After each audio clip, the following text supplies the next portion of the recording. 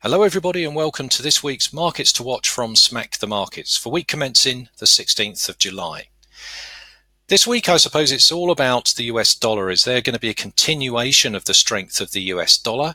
Is it going to continue to shrug off the potential trade concerns with China, or is it going to roll over and retrace? Nevertheless, there's certainly a few interesting opportunities out there, a few interesting markets that I'm interested in looking at. First one here is the euro dollar. And if we take a look at the euro dollar, I'll show you what I'm looking at. Euro dollar, if we take a look at this on the monthly chart, we can see that even though the market sort of, the recent trend is more bearish here, the market has found support down here. So this is around sort of 115.5. The market certainly found support.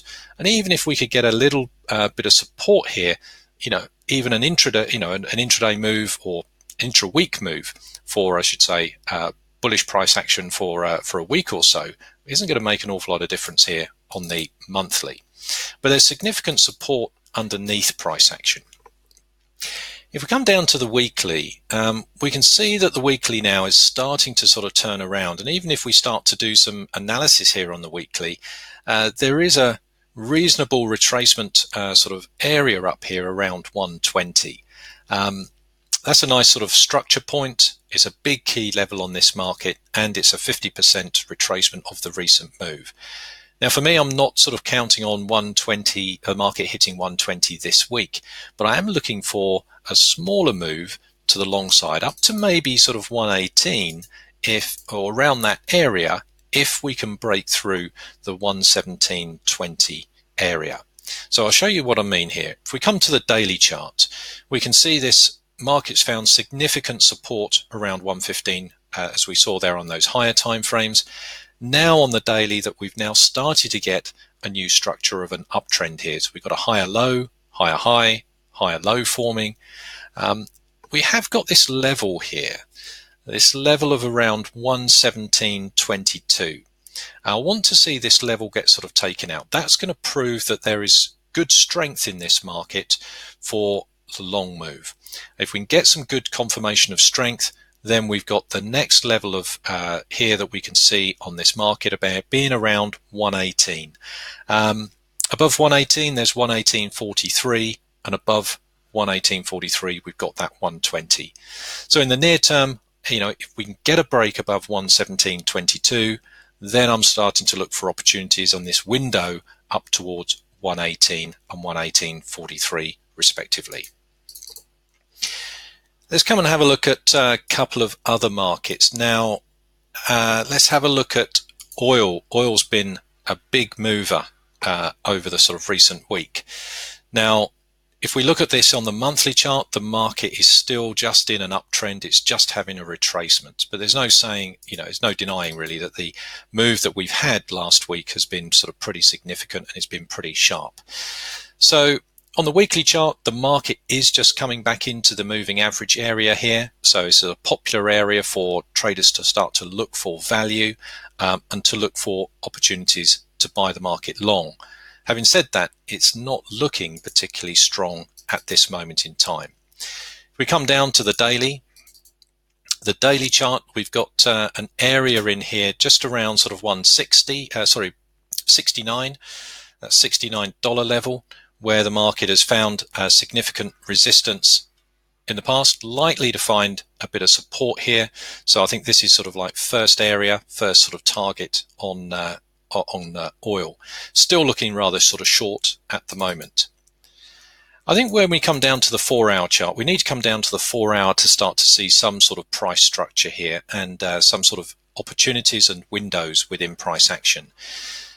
We can see the move to the short side here. The market's failed to be able to rally and recover from this hard sell-off, and now the market's sort of broken through this sort of consolidation that we've had around the sort of $70 level or $70.50. It's now broken that, and it's now moving to the short side. So again, if I start to just look for opportunities here, I can see that probably around sort of 69, that's that area that we were looking at on the higher time frames. But if I just zoom out of this, you can see $69 There's certainly an area of significant resistance in the past, likely to find support here as well, or act as support. Below that, there's we got sort of around 68 where there's some minor support and resistance, and sort of beyond that, probably down here towards that sort of 66 area. But nevertheless, we've got some decent sized windows of opportunity here in oil. So this one could be looking for some nice opportunities intraday, and on these sort of mid time frames, being sort of making sure that we're sort of clear by the time we get down to these sort of decision point levels. Let's come and have a look at the US index markets now. Now, if we have a look at the NASDAQ, last week we were looking for strength in the NASDAQ, and we certainly got it. The market's now continuing, and it's broken out to new highs. If anything, it's still looking extremely bullish. The US index markets are still looking extremely bullish, and the NASDAQ's still looking rather bullish as well, even though it could do with a bit of a retracement here on some of these time frames. If I come and take a look at the S&Ps though, the S&Ps again, very, very similar in structure, but this one is a little bit more of a lagger. So this one's up to 2800 now. This area here of 2800 has been significant resistance in the past. The market's just broken above it at the moment. So finding support, or expecting the market to find some sort of support around here. So we've got a key structure point where the S&Ps are at the moment, in my opinion.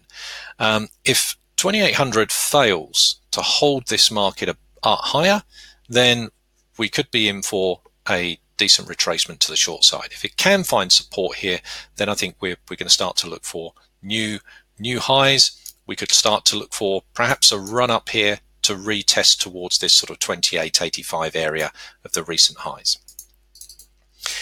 Now, the one that I prefer to trade out of all of these here is the Dow Jones. And if we come and have a look at the mini Dow future, the reason is here, the mini Dow is a little bit more of a lagger here. So if I come and have a look at this on the weekly, the mini Dow has got a lot of catch up to play. It's not as strong as the others. It hasn't sort of broken out above the 2550 area that we've seen, that the others have broken out above their key levels. So this one has still got some catch up to play. So if we see continued strength in the S&Ps, continued strength in the NASDAQ, then I think, you know, here on the mini Dow, we've got more of a move, more of a potential move for a catch up play here. So again, if we come to the likes of the 4-hour charts, we can see that we've got good trend structure here on the 4-hour charts. You know, market at the moment is just retracing back into the moving average zone, back into sort of 2500. Quite a nice area if the market were to find support here and looking for continued strength. So good trend structure here. We may not get opportunities today, but we've got the rest of the week to look for those bullish opportunities as those structured trends continue. So there's a few markets that I'm keeping a close eye on this week. Hope it helps, and certainly look forward to speaking to you next time on Smack the Markets. Bye for now.